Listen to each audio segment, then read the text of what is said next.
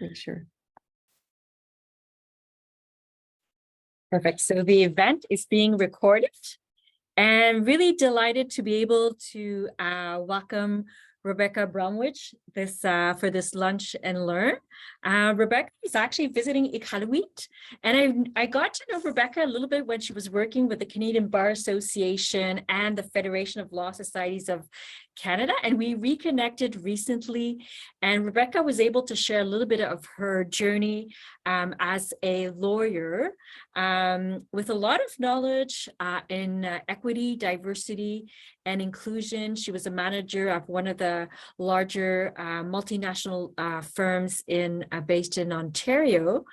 She also taught law at a number of universities, and I wanted to have the opportunity to speak to equity, diversity, and inclusion in a broader sense in terms of the history and the importance of EDI for the profession, because the Law Society, as part of its CLE requirements and cultural competency, took on a broader approach by putting forward EDI, putting forward cultural competency through the lens of EDI. So Rebecca is going to talk to us for about an hour. I wanted to remind our members and guests of the Law Society that the PowerPoint presentation from Rebecca is on our website on the homepage. And there's also an article that Rebecca has recommended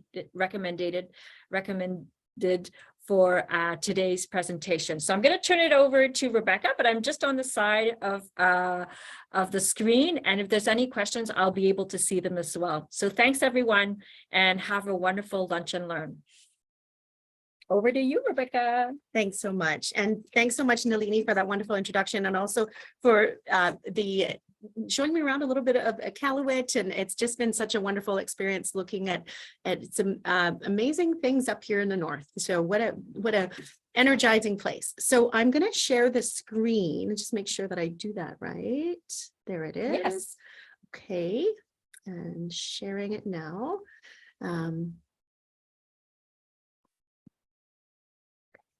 Just making sure the slideshow goes here.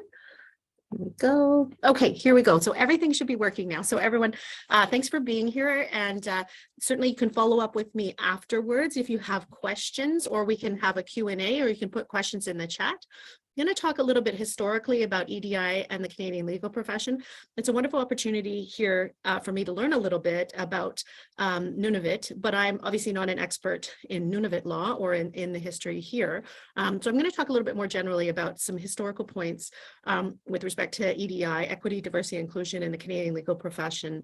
And I had provided an article, as Nalini said. That article is not by me. It was written by Constance Backhouse. It's actually a few years old, but I'm going to come to how it's relevant.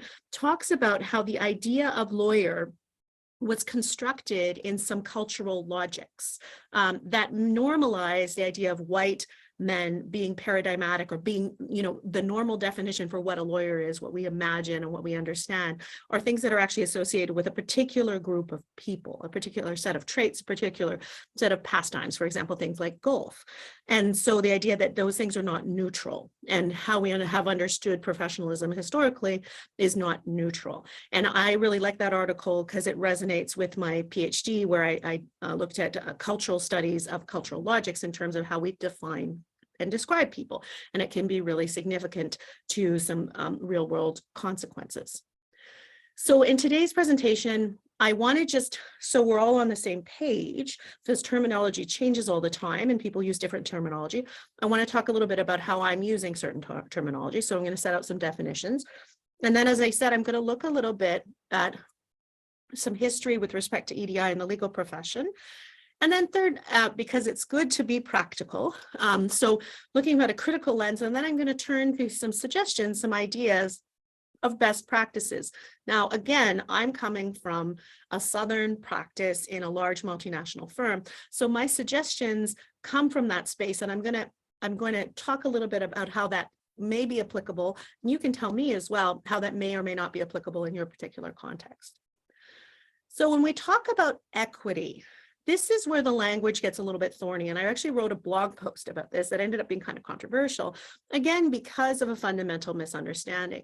When we talk about equality under Canadian constitutional law, if we think about section 15 sub 2 of the charter, we talk about substantive equality. And when people talk about equity, diversity, and inclusion, they are using American technology predominantly, where in the United States, and I used to live and teach in the United States.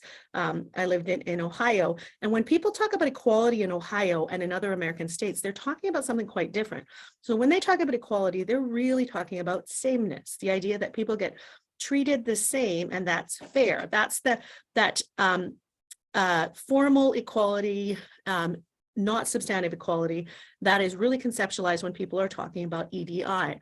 When people are talking about EDI, and it's predominantly an American-based conversation that's being had, they are talking about equity in terms of substantive equality, fairness that does involve treating people differently in some ways to eliminate certain barriers. So for example, a mechanism for substantive equality or for equity would be to put in a ramp so that people can access a building, because it's an artificial barrier that people who use wheelchairs can't get into that building if they have to climb the stairs. So equity involves making sure people get access to the same opportunities. And in Canada, when we talk about equality, we actually mean that too when we're talking about substantive equality under the Charter.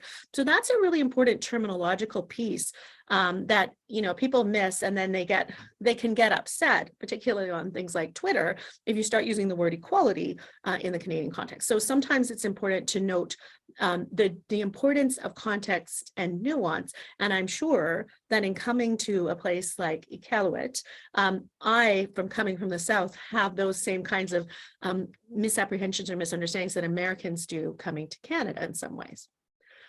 So there's three sort of pieces to what's termed EDI. So there's equity, that's your substantive legal right to be treated with equality, substantive equality. Diversity is a set of differences. There's the ways in which we differ from one another. And of course, we are different in lots of ways. How wonderful that we are, right? Imagine if all flowers were the same, right? So some of these differences are visible and some are not. So, for example, things that are not visible would be our education, our talents, our gender identity, unless we're performing it specifically, our beliefs, our life experiences, our marital status, our sexual orientation. Sometimes these things are not visible. They're not necessarily visible. Some things are visible in terms of our human diversity, our age, our gender expression. These things can be highly visible. Physical ability can be visible, or it isn't always, right? Our race and ethnicity, again, can be highly visible, but is socially constructed too. So there is this ground line of visibility that we don't necessarily know the ways in which people are diverse in terms of diversity of thought and background history.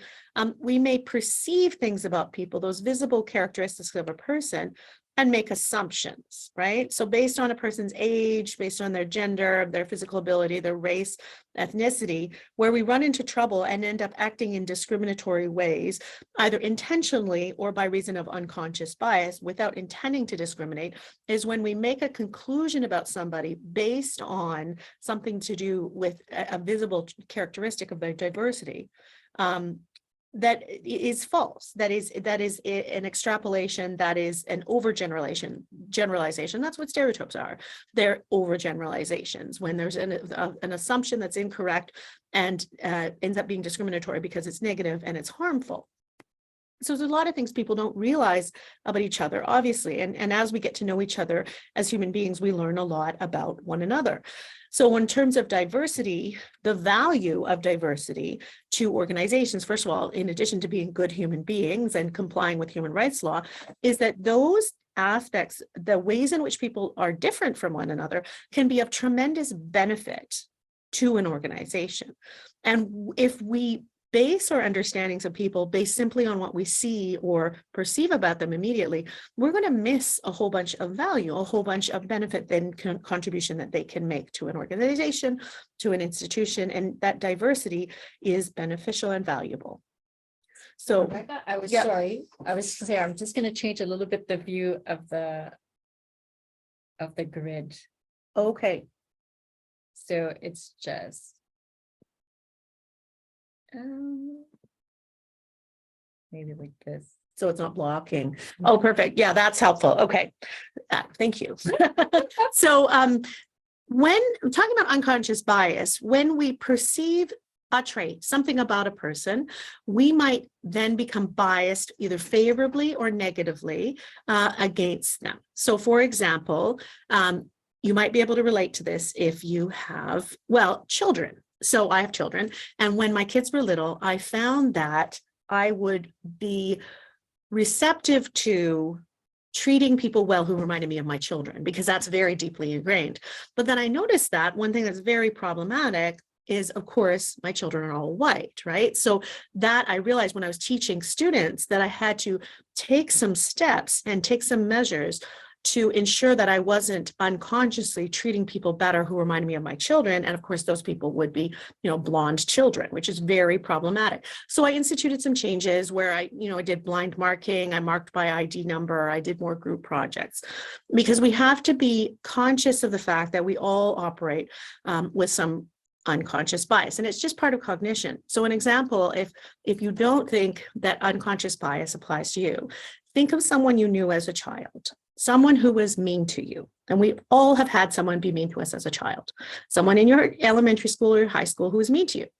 Now, are you going to name a child that name? I've never heard a person say that they are. And of course, there's nothing wrong with that name, but we learn by associating facts with other facts, right? So we grow up associating that name with something we don't like, right? Or a dog that bit us, right? Will you name your dog the name of a dog that bit you? And you won't, right? And so it's important to know that our cognition is going to work in such a way that we are likely to be biased, either favorably or unfavorably, against certain people. And knowing that, finding ways to account for it and work through it. So just going back to those terms, diversity and inclusion. So inclusion is a verb. So equity is a substantive legal right. Diversity is a fact.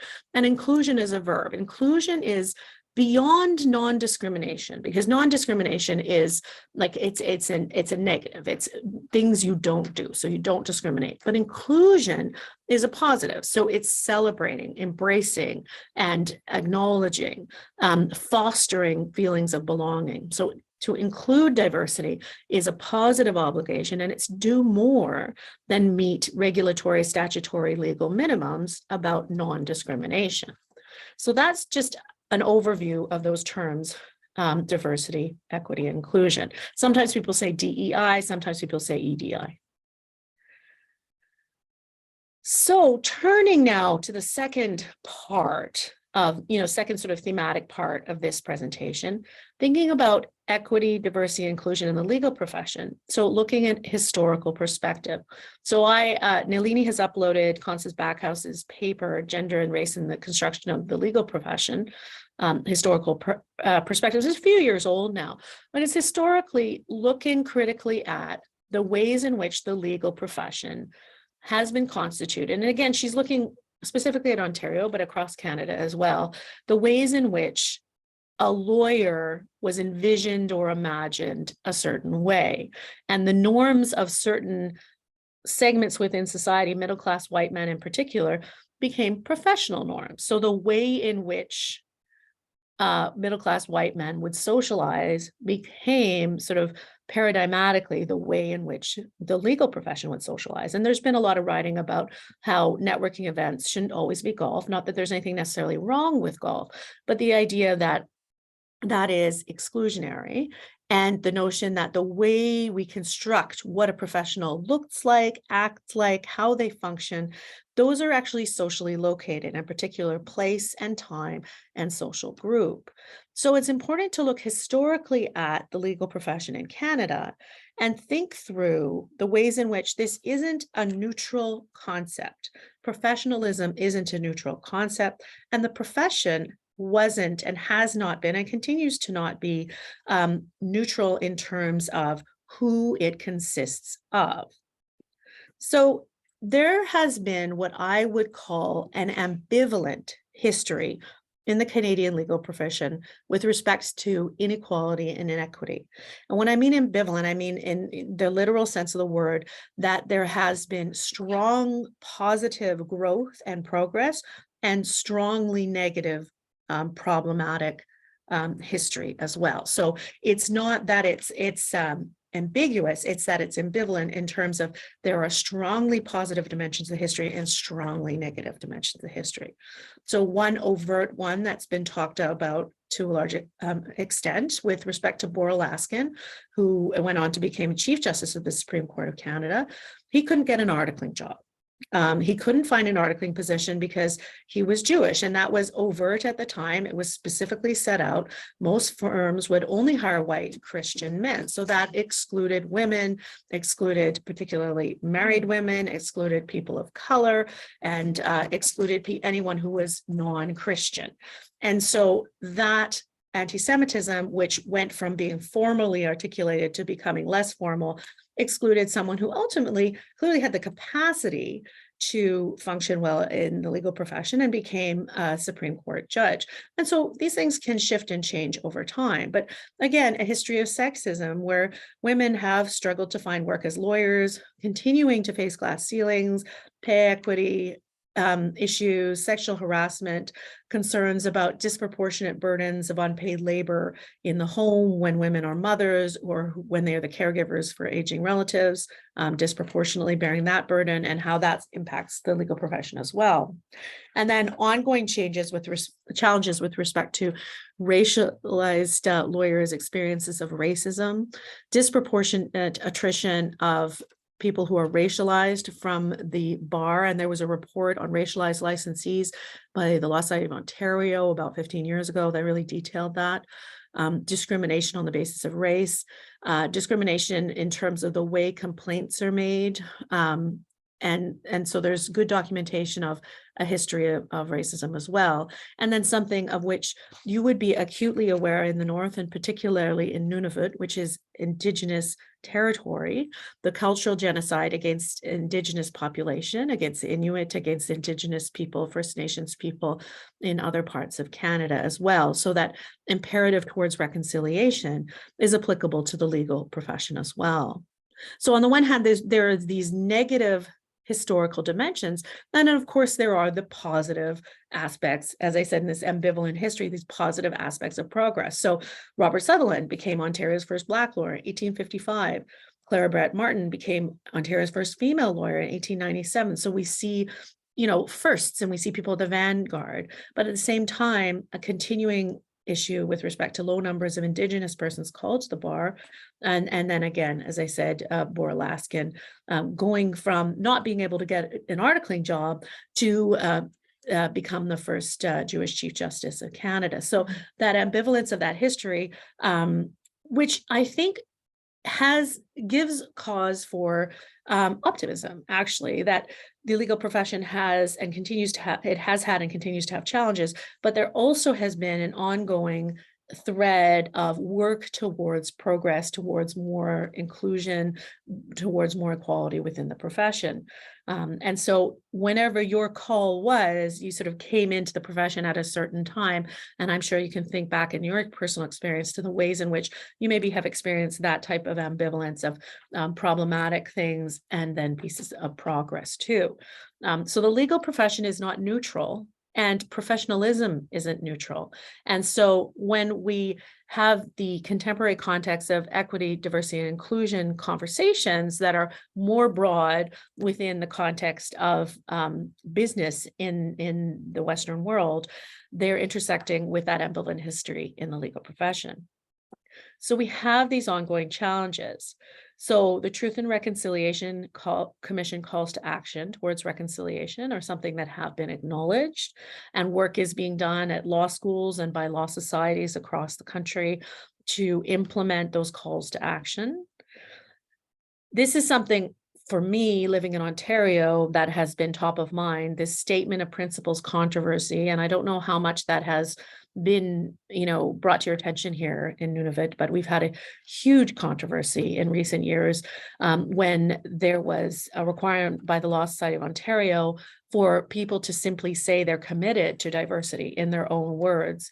It was critiqued as compelled speech. And there was a group of people who banded together in the bench, not the most recent, but the second to most recent venture election to oust what was considered to be inappropriate intervention with respect to this very minimal intrusion by this statement, which frankly, in my view, if I might, wasn't even enough, right? Like for you to say that, I commit to diversity is a pretty hollow statement, but people had trouble with that. So that controversy has been playing itself out. And in the last few months, there's been another election of Law Society of Ontario benchers where a different group has banded together and essentially ousted that resistance. But that resistance really does show culturally within the legal profession the controversy and the fact that equity, diversity, and inclusion are contested concepts, and the appropriateness of them being brought into conversations about professionalism is a contested idea. And even though I don't think I'm saying anything controversial today, there are people within the legal profession who would think the things I'm saying are controversial. And so to look at kind of where we're at, that's an ongoing and recent thing. In fact, at that most recent venture election, I don't know if you follow this at all, but there was an intrusion by various external people in the conversations, including Jordan Peterson. So that sort of culture war piece is definitely part of the construction of professionalism in the legal profession of Ontario. It is a contested idea. And then we see the stats. So again, I'm coming from Ontario, so I'll use Ontario stats as an example. In Ontario's articling program, about 18% of students are racialized, but the law practice program, which is an alternative to articling, so largely unpaid, some people opt to do the LPP program, but often it's because they weren't able to find an articling position. That's 32% racialized persons. So what that gap shows that the articling system is preferentially hiring white people. So white people are more likely to get articling positions in Ontario, even though they're not more likely to do well in school, at law schools. So there's clearly a historical prejudice retained in the context of hiring for articling. And of course, we continue to see disproportionate attrition of women and racialized persons from the bar. And pay equity matters. There are lower income levels by those who are not white men, and there remains a problem with women and persons who are from historically marginalized backgrounds making partner in the context of private practice.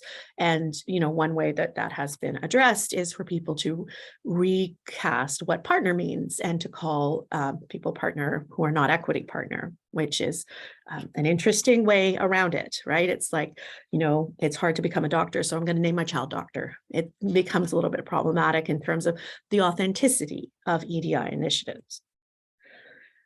So looking at that ambivalent history, looking at that imperative towards equity, diversity, and inclusion, how can we, in our own lives, however we are situated within the legal profession, how can we be ourselves agents of positive change? How can we include, how can we act equitably, and how can we include diversity in ways that are beneficial from a human rights perspective, but also beneficial from a business perspective? So I thought I would add into this conversation some suggestions that hopefully are relevant to you. And not everything's going to be relevant to you, but hopefully, I always think that if I come back from a talk and I have one thing that's useful, then it wasn't a total waste of time. So my goal is to not totally waste your time, and that something here will be useful for you.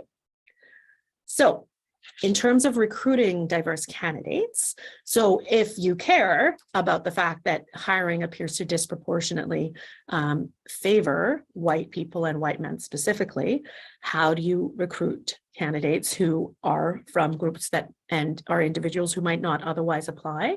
The language in the job description is relevant. The identity of the recruiters for the positions are relevant. So if you're sending people to law schools or you're putting out communications online or otherwise, to be mindful that it is not always somebody who looks exactly the same or comes from the same demographic group who's making that pitch, who's sending out the calls for applications. Collaborating with other groups. So none of us have to reinvent the wheel. There's a lot of effort being undertaken right now and has been for a while towards EDI. Law schools are all involved with EDI efforts. Professional groups such as the bar associations are involved in EDI efforts as well. So to collaborate with what initiatives exist out there can be very beneficial to help us all recruit diverse candidates. Ways to neutralize bias. So we can be aware that we all think in biased ways, and we can act with less or more bias depending on the situation. If we set up, the good news is if we set up structures and systems, we can move from our intuitive processing cognitively into a more rational type of processing, our thoughts and our logics that is less prone to bias. So how do we do that? Well, when we're screening candidates, we can be more mindful and intentional about our interview process. So specifically, we can involve tasks in the interview process, ask experiential questions or do experiential interviews, or in any kind of examination setting, have an experiential piece to it.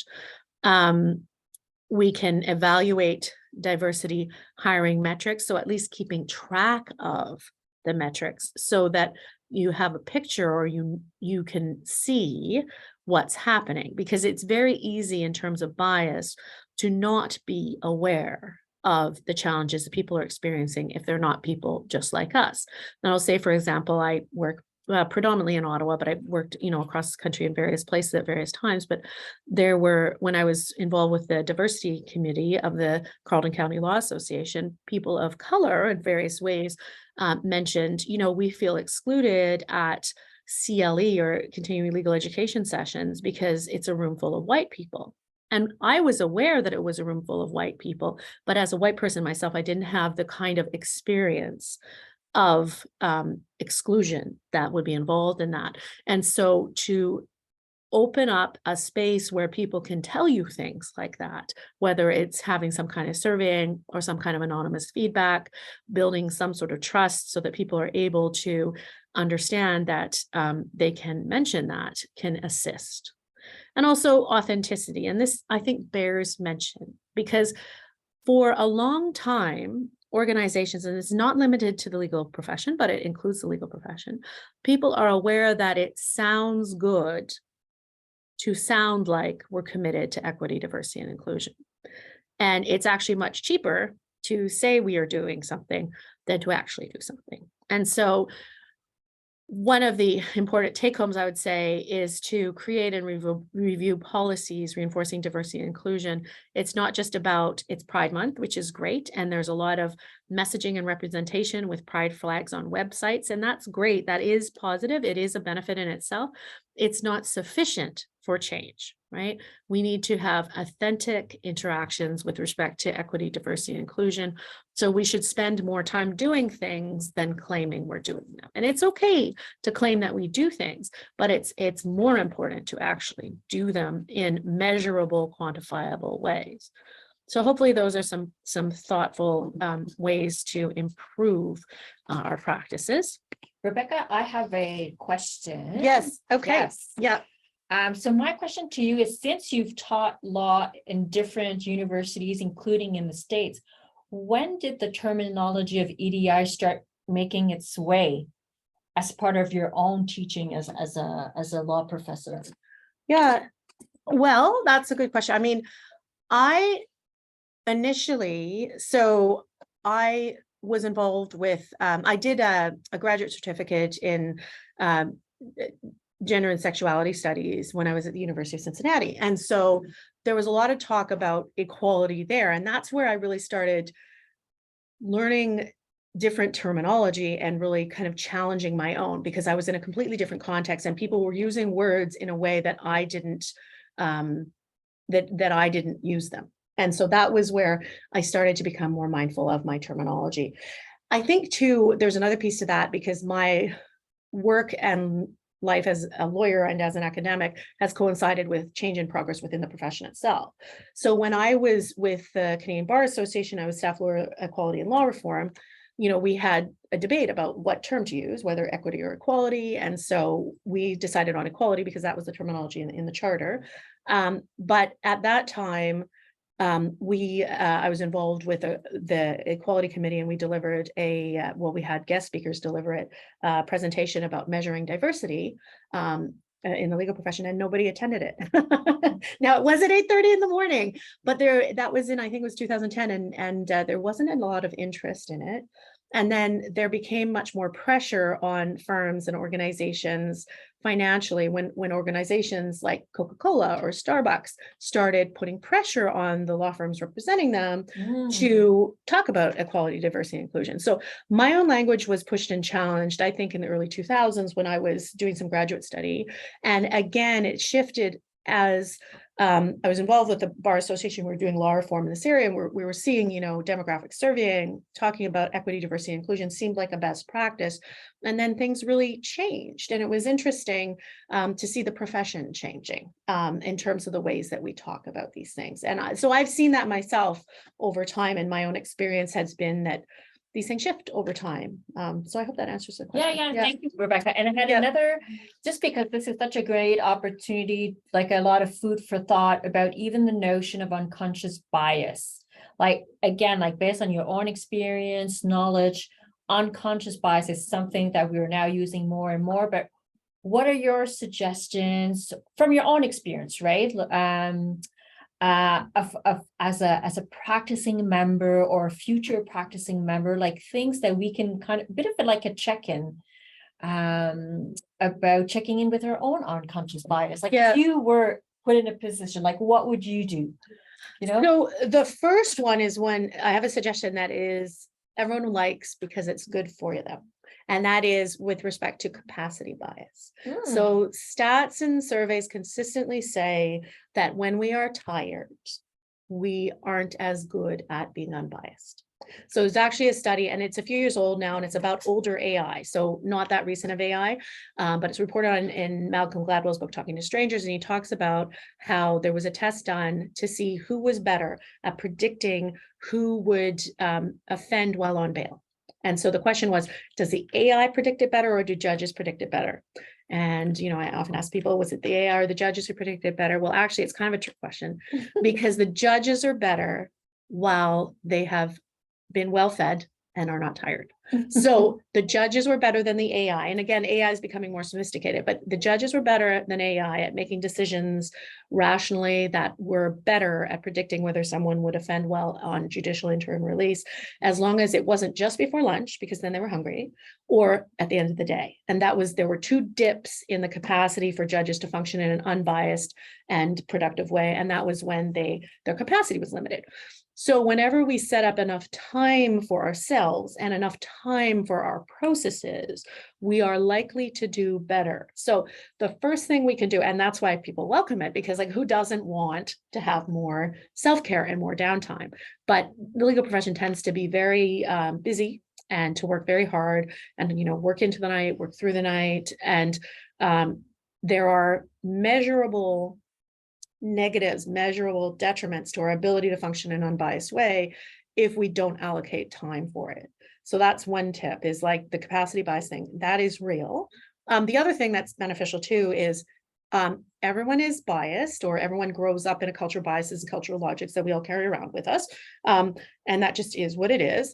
And we can work to unlearn that, and we can work to be self-critical, by applying some energy and learning and everything. We can also work with each other, because we're not going to have the same biases, right? So I grew up in Alberta, and I grew up with a certain set of biases as a result, of the community I grew up in, the family I grew up in. As a white person, if I am part of a diverse team, whether it's in hiring or whether it's in promotion, bringing more than one person to a problem is going to help. That's why diversity is good. So when we are not just acting alone sort of intuitively while tired, we're going to do a better job. So working together. So I would say, make sure we have some self-care, make sure that we don't let that capacity bias is in our favor, make sure that we challenge and push each other in constructive ways so that we work as a team and leverage the benefits of diversity.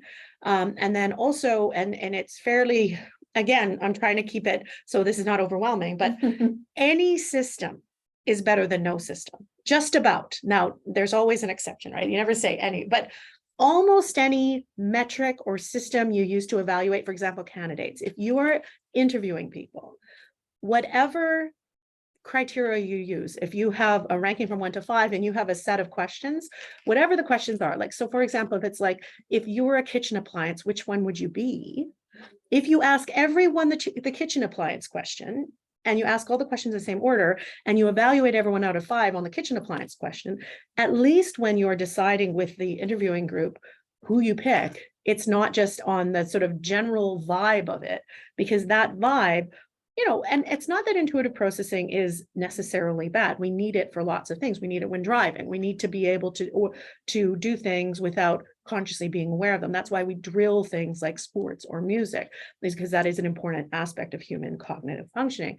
But the more conscious we can make it, at least then we have a framework for a conversation. So if you're interviewing people, any set of formal questions that is asked in the same order is better than none. Right. So better than just, and it is beneficial to sort of sit down with someone and do it in an informal way. But so thinking through our own capacity, working collectively in teams, and then also just having some kind of process. And those kinds of things, it doesn't have to always be this massive effort towards a huge paradigmatic change that involves a huge amount of funding. It can just be little things. And I'm a big believer in incremental change, that incremental change can make a big difference over time. That is very interesting because now that the wellness in the profession is really at the forefront, right? Right. The Bar, Federation of Law Societies, all law societies are called upon to implement more wellness-based initiative for their members. So it's interesting you're talking about the capacity as maybe negatively impacting our ability to the unconscious bias. And I don't think we talk about that enough. I think there's more that could be done there, because what we've done is we've created sort of systems where, for example, we have PD hours where you have an EDI PD hour and you have like a wellness sort of PD hour, and we treat it like they're separate things, but maybe they're not, right? Maybe they're not. Very interesting. Yeah. Okay. I've taken it. Yeah, great. Well, I appreciate your question. That's great. Thanks for, it is actually helpful to me to have back and forth about that a bit. So in terms of disrupting bias and creating accountability, again, thinking through interviewing. So again, as I just said, multiple interviewers, standardize the questions, know the question in advance, have an intention. So I said the kitchen appliance question. I mean, it's a stupid question. Yes, but it's maybe not, right? Like maybe you're asking someone, how are they going to act without that much preparation? How are they going to respond? Because if they respond in a hostile way, you're learning something about them, right? So no interview question is necessarily without a purpose, but you should know what the purpose is. Like when you're deriving those interview questions, having a conversation about like, what is the purpose of that question? Evaluate using metrics. And again, it's important not to get too obsessed with the metrics, because you can put numbers on anything and kind of fudge them, but it is beneficial. At least then you have a conversation you're having based on something, using work samples or tests as well, and then giving yourself ample time. One of the things that, there's so many things that are problematic about the OCI process in our law schools, the on-campus interviews, but one of them is the fact that it's like a 15 to 20-minute interview and then they ding a bell. So unless that's representative of the particular area of practice you're in, and it largely isn't, that's probably a terrible scenario. And of course, that serves the interests of the interviewers, they think, because then they can talk to more people. But if it's not a meaningful interaction, then again, it goes into, if anytime you're not giving ample time, you're likely to be susceptible to bias. So again, just thinking through bias, the cognitive science behind that, and I'm not a cognitive psychologist, I have a PhD in legal studies, it's not cognitive psychology, but I do think this is really interesting stuff. The idea that we function simultaneously in two ways all the time. We are functioning as human beings with our intuitive processing. So we're in this space that we're in, and we are acting in automatic, effortless, animalistic ways all the time. We have instincts all the time. And we also have the capacity to have constructed thoughts, to plan, to analyze, to have frameworks and, paradigms in which we reason through things. So often those will start to coincide. When you think about legal ethics, if you have been practicing law for a long time and a client comes to you and tells you something, and then a third party says, hey, what did your client tell you? Then all of us are going to know, oh, well, we don't, like, we would probably know intuitively not to say that, right? So there is this relationship between our intuition and our rational processing, that we eventually, if it's sort of drilled in enough, our rational thought becomes part of our intuition. But we carry with us in our intuitive processing systems all kinds of ideas from all kinds of sources. So, for example, I had this little dog. He was super cute. And anyway, one time he was bitten by a black dog. And then every time he saw a black dog, he barked at the black dog. So it was like a racist dog, right? But we have these different experiences. And one of the things we should caution ourselves about in the legal profession is when we are in spaces where there is systemic discrimination. So when we're more likely over time to see people of color as accused, for example, in the criminal justice process, it's not just from our childhood, we can develop bias and stereotypical thinking from the context that we're in. So those things are operating all the time and they're fluid. It's not stagnant. It's not like we acquired biases as children and then don't acquire any new ones. Again, not always entirely negative to think through this, because I don't know if you remember the movie Hidden Figures. The movie Hidden Figures was a really good movie, actually, about African-American women who were NASA scientists and were doing a lot of the mathematical calculations that enable people to go to the moon. And prior to that movie coming out, when there was this one test of which of these two people is a rocket scientist, and it was a picture of an African-American woman, a picture of a white man, invariably people would answer was the white man.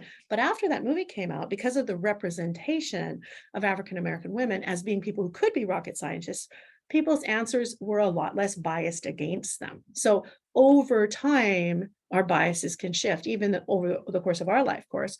So in terms of what can we do about that is, we can reach out to and talk to people who we might be less likely to talk to. There's that sort of contact hypothesis. If we spend time with people from any particular group that we didn't historically know as well, we can develop a better appreciation for them as individuals, and our bias can become eroded somewhat. So when we are walking around in the world, we're walking around as instinctual beings and also as rational beings, and that's happening all the time. So it's a question of working through that.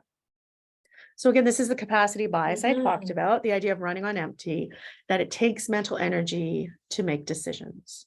And when we're tired, we're more likely to make decisions based on emotion and default to the status quo. And if you have a parent who speaks another language other than English, or if you yourself have a first language other than English, you will understand and acknowledge that if they become upset, or if you become upset, you're more likely to start functioning in your language of birth, right? And that's kind of the same type of process, that the more tired you are, the more likely you are to resort to a more instinctual type of processing.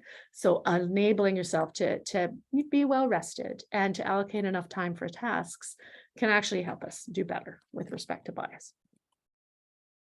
Another type of bias, and we see this all the time. I mean, as I'm speaking, Trump's been indicted, and those two solitudes of echo chambers are really apparent, that we are more likely to want to hear what we agree with. And so there is information bias. We're more likely to be persuaded by things we already wanted to believe.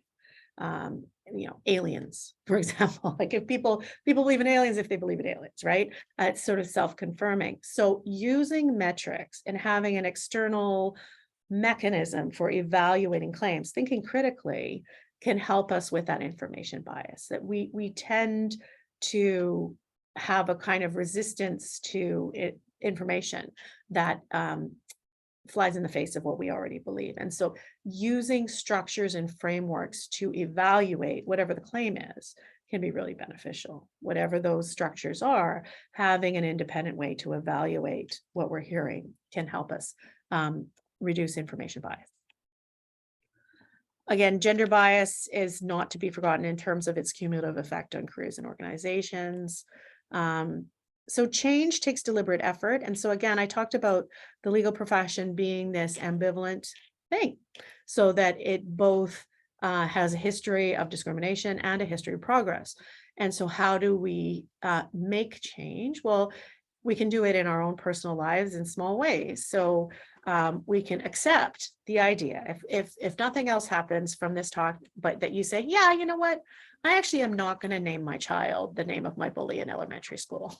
I think that, you know, to realize that, yeah, we're all susceptible to bias. And if we're able to think through, like, when am I going to be more vulnerable to that?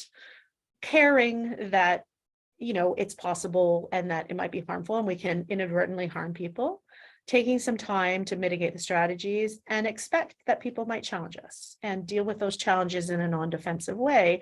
That doesn't necessarily mean we accept every criticism, but rather say, okay, I'm going to think about that, and spend time sitting with criticism can be beneficial. So this nudge framework, I think, is quite helpful. Rather than calling people out and canceling them, which seems to be the paradigm that's prevalent right now, helping push ourselves and push each other to raise awareness of things. So it's just a general best practice in HR everywhere, that if you're going to give positive feedback, you do it in public. If you're going to give negative feedback, you do it privately. If you're concerned about somebody, you know, potentially being biased, before you take a radical step, trying to nudge them, challenge them personally and privately before calling them out. Doesn't mean you never call anyone out, but it is important that as a profession who understands ourselves to be inclusive, we allow people the opportunity to correct themselves. So if somebody makes a mistake, and I don't mean with respect to overt discrimination or harassment, but if you accidentally, you know, don't use pronouns properly, then that's not okay. And it would be appropriate for someone to say, oh, did you notice you did that? And you might think through, oh, I didn't really realize that, I didn't mean to, I'm so sorry. That can be really beneficial and we can grow together. So for example, in a meeting, thinking about who's in a meeting and who's able to attend, to ensure that a broad range of participants is present, you might want to alter the meeting times, or you might want to rotate meeting times. With respect to bias in terms of assertive personalities, you might want to set an agenda where, you know, it rotates through a speakers list. If there are concerns about rush decision-making, returning to that as well, shifting or rotating the items on the agenda, so that a particular agenda item that ends up at the end often will have less time allocated to it. So shifting and rotating the order of agenda items can be helpful too. I just want to add really quickly that it's Yeah. such an interesting idea, because, you know, when you've been in an organization where there's an established way of doing things, and then something maybe new comes along, you're like, maybe we need to rethink our approach or do things differently. And so your last slide is very interesting, because we just think that we've been doing this all along. I'm just talking about meeting prep, right? Like agendas, executive committee meetings, standing committee meetings, and then someone new might come along and then politely say, maybe we should do this differently, right? You're like, yeah, let's discuss it. You know, maybe there is a need to rethink our approach. Sure. So very interesting that it's part of your presentation today. Yeah, well, good. Yeah, I'm glad that resonates, because I mean, sometimes it's really simple things like that. And simple things. What we end up doing over time, we tend to actually become more biased, right? Because we're not aware of it. So for example, if you spend 20 years doing an agenda a certain way, it feels natural. It feels like that's the way you do an agenda. And we sort of forget what is fixed and what is unfixed and what we can actually change. And if COVID was good for anything, actually, it was good for that, of seeing you can shut down the world.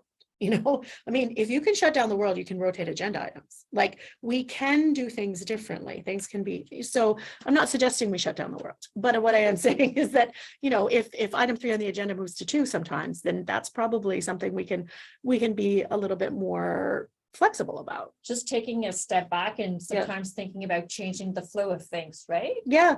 That's Just changing it. Yeah. Yep. And that can be okay.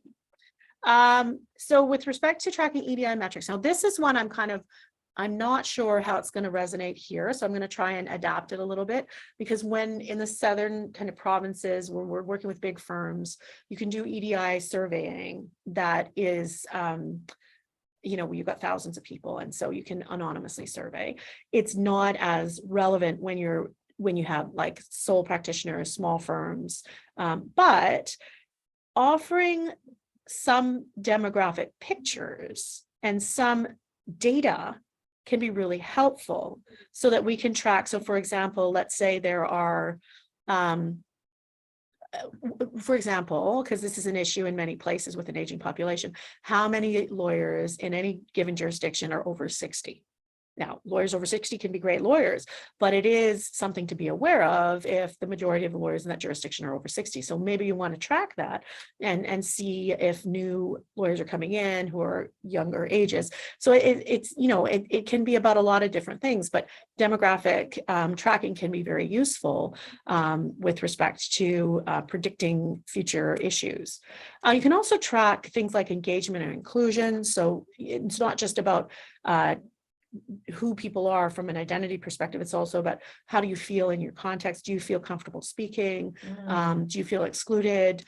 Does this event speak to you? For example, like there's often like in Ottawa, like there'd be a wine and cheese, and a lot of people, don't drink for whatever reason. And then there's a question of like, well, is this exclusionary? And how could we reframe activities and returning, to golf, right? I don't think golf is big enough, but it's just, I don't see a lot of it. But if, for example, there is writing about this, and Constance Backhouse talks about it in her paper about golf being this sort of paradigmatic social activity for lawyers. And there's a kind of, women can play golf. I actually happen to like golf, but it is a historically, stereotypically male activity. And there's nothing wrong with having business development activities take place in a different frame. And so thinking through that, and whatever tracking you do, using some methodology there, having some anonymity, but it's generally speaking useful to have a baseline and then repeat and see how things are going. Even like with your heart rate, right? Like it's that kind of thing. You just kind of want to know. I was just going to say at our spring festival, Tunic Time, there's actually a great 8-hole putting game activity, which I love to do on a daily basis. But that's fun, right? Yep. And so the other question is, right? Like, so it's, it's an assumption. So you and I both apparently enjoy golf, right? So the assumption is that women aren't going to, but maybe we do, right? So it's important to, check in with people and see what actually is exclusionary and what's not. So maybe that's not exclusionary, but historically maybe it was, right? And maybe times have changed in such a way that that analysis, again, that paper's a bit old, isn't as relevant, right? So thinking about Nunavut, so I'm not going to tell you about Nunavut, but these are some things that I thought were interesting. 85% of people in an Inuit territory, because it is an Inuit territory, or Inuit. And I thought it was interesting to learn there's 25 communities accessible only by plane or by boat. And obviously you have unique challenges, and there's lots of interesting learning opportunities. And so this is a quote from a paper I've noted at the bottom. A very diverse workforce, and also diverse outside of the Inuit population, diverse within the, the settler population, that there is a lot of variety in terms of ethnocultural backgrounds in the 38,000 people in Nunavut as well, as with respect to the Inuit population. And to sort of think through diversity, equity, diversity, inclusion in Nunavut, and as well as in other places in the North, isn't just about Indigenous issues, although Indigenous issues are relevant. It is also about how settler peoples live together in a way that is not exclusionary. And it's I just think it's an opportunity when things are less entrenched and there is kind of a newness and the ability to build things differently. I think there, again, with that sort of ambivalence of our history and in this country, there's also potential. And I always want to focus on that. And I'm really trying to make this present, because it is appropriate for there to be negative content in a presentation about equity, diversity, inclusion, appropriate to talk about a problematic history. Having said that, I think at this point, the legal profession, like we all have EDI hours every year, and so we know that there has been a negative history. So I'm not telling you anything new. You can always learn more about it. So I'm trying to talk a little bit more about like, what can we do differently that is beneficial? What can we do differently? Food for thought. How can we advance? You know, Right. Always trying to keep moving forward. Exactly. Yes. Exactly. Right. Keeping moving forward, because and again, it is inspiring that we have moved forward. There has been progress, which means there can be more. There Right? can be more. There can be more. Yeah. And there should be more. And there should be more. there should be Absolutely. more. There should be more. I mean, I try to stay, there should be more, there can be more. I know that I did a session, it was about a year and a half ago, about parental leaves in the legal profession. And this young lawyer from like Southern Ontario said to me, "Isn't it great we're starting to talk about this?" And I was like, huh. In 1992, the Canadian Bar Association made a report about parental leaves in the legal. I mean, we're not just starting to talk about this. So sometimes you can get a little bit, it can be troubling that we haven't made more progress, but at the Yes. same time, there has been significant progress made, and we can continue moving forward.